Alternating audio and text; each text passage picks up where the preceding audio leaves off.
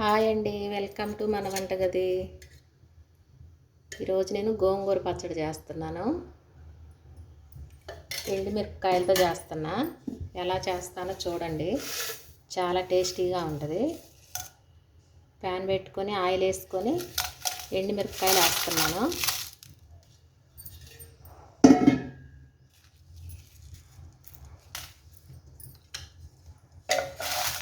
ఈ ఎండుమిరపకాయలు కొంచెం లైట్గా ఫ్రై అవ్వాలి.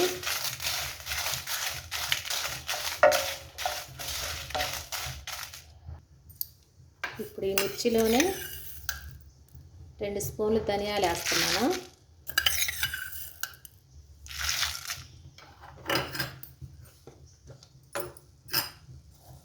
జీలకర్ర కూడా వేస్తున్నాను 1 స్పూను.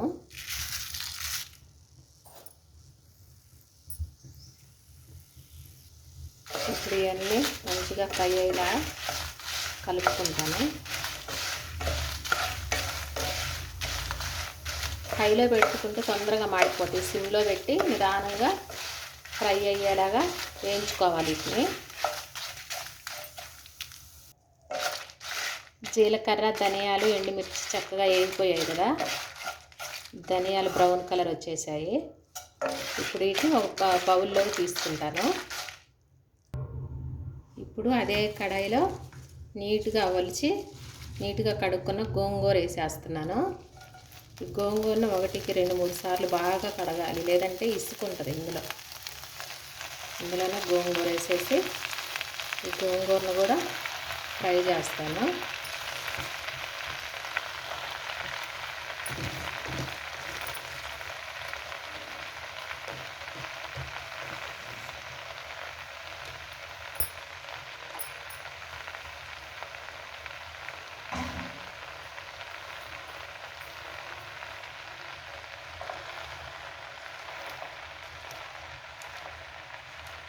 చూడటానికి ఎంత గోంగూర అయింది, ఇది వేగేసరికి కొంచెం కూడా అవ్వదు.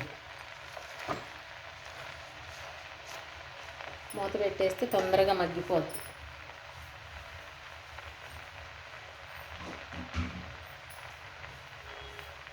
మూత పెట్టేస్తున్నాను.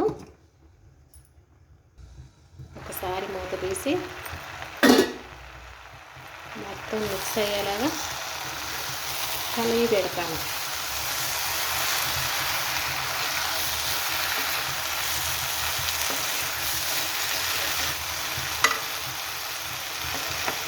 మీరు ఎలా చేస్తారు గోంగూర చట్నీ?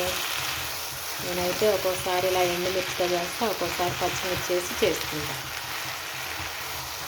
ఈ గోంగూరను మనం చాలా రకాలుగా చేసుకోవచ్చండి. గోంగూర పప్పు, గోంగూర పులుసు, గోంగూర రొయ్యలు, గోంగూర మటను, గోంగూర చికెను, ఇలా చాలా చేసుకోవచ్చు గోంగూరతో. మనం ఎలా చేసినా గోంగూర టేస్టే వేరు.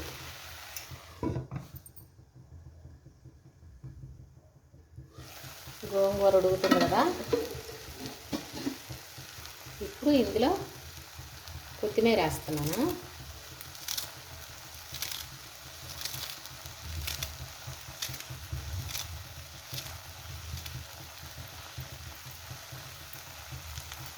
బాగుంటుంది కొత్తిమీర, గోంగూర. ఈ రెండు బాగా మగ్గనిద్దాం.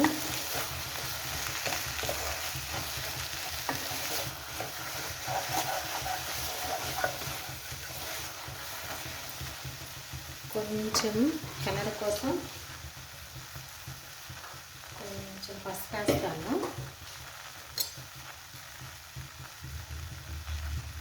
కొంచెం పసుపు వేస్తున్నానండి.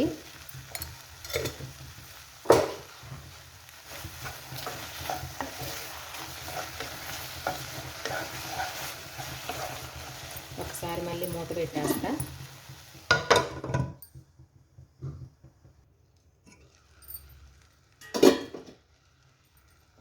వేసిన కొత్తిమీర కూడా గోంగూరతో పాటు చక్కగా మగ్గిపోయిందండి. ఇప్పుడు కొంచెం దీన్ని చల్లారనిచ్చి మిక్సీ జార్లోకి తీసుకుందాం. ఇప్పుడు ముందుగా ఫ్రై చేసి పెట్టుకున్నాను కదా ఎండుమిర్చి, జీలకర్ర, ధనియాలు, అవి మిక్సీ జార్లోకి తీసుకుంటున్నాను. తగినంత సాల్ట్ వేస్తున్నాను. ఇప్పుడు మిక్సీ జార్ మూత పెట్టేసి ఒకసారి మిక్సీ పెట్టుకొని ఆడించుకున్నాం.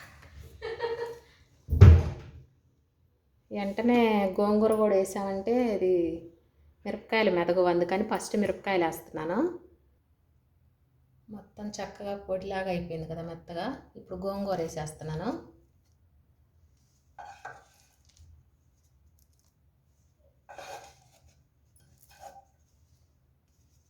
ఇప్పుడు ఇందులోనే వెల్లుల్లిపాయలు ఒలిచి పెట్టుకున్న వెల్లుల్లిపాయలు ఎక్కువ వేసుకోండి, బాగుంటుంది.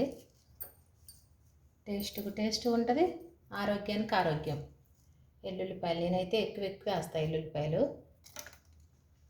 ఇప్పుడు మూత పెట్టేసి ఒకసారి మొత్తం గ్రైండ్ చేద్దాం. ఇప్పుడు గోంగూర పచ్చడి తాలింపు కోసం ఆయిల్ వేస్తున్నానండి.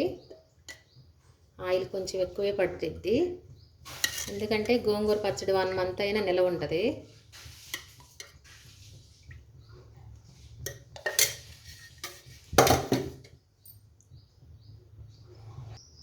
ఆయిల్ వేడైందండి. ముందుగా ఎండుమిర్చి వేసుకుంటున్నాను తాలింపు కోసం. ఇప్పుడు జీలకర్ర, ఆవాలు, మినపప్పు, శనగపప్పు కలిపిన పోపు దినుసులు వేస్తున్నాను.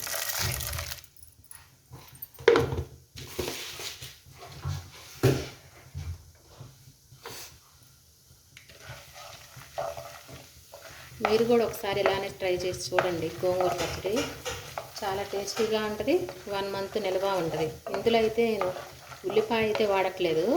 ఉల్లిపాయ వేసుకుంటే ఎక్కువ రోజులు ఉండదు పచ్చడి. మీరు కూడా ఒకసారి ఇలానే ట్రై చేసి చూడండి, మీకు నచ్చిద్దండి. మీకు నచ్చితే లైక్ చేయండి, షేర్ చేయండి, సబ్స్క్రైబ్ చేసుకోవడం మర్చిపోవద్దండి. సరేనా? పోపులు కొంచెం వేగాయి కదా,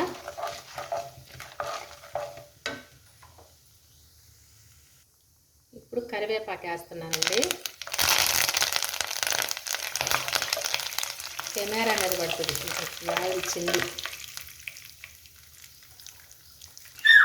కొంచెం వెల్లుల్లిపాయలు ఉన్నాయి కదా ఒలిచి పెట్టుకుని, అవి కూడా వేస్తున్నాను మళ్ళీ. తెలిసి ఎరవ మాకు కొంచెం ఇంగువ,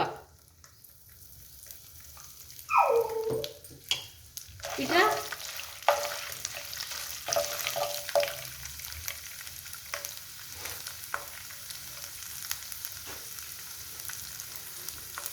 మొత్తం ఫ్రై అయిపోయింది కదా.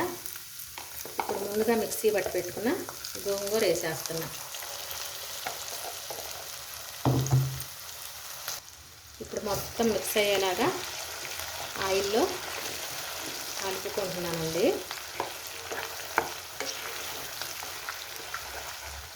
వేడి అన్నం, నెయ్యి వేసుకొని గోంగూర పచ్చడి వేసుకొని తింటే మళ్ళీ మళ్ళీ ఇలానే చేసుకుంటారు. ఆయిల్ ఎక్కువే పట్టుద్ది దీనిలో.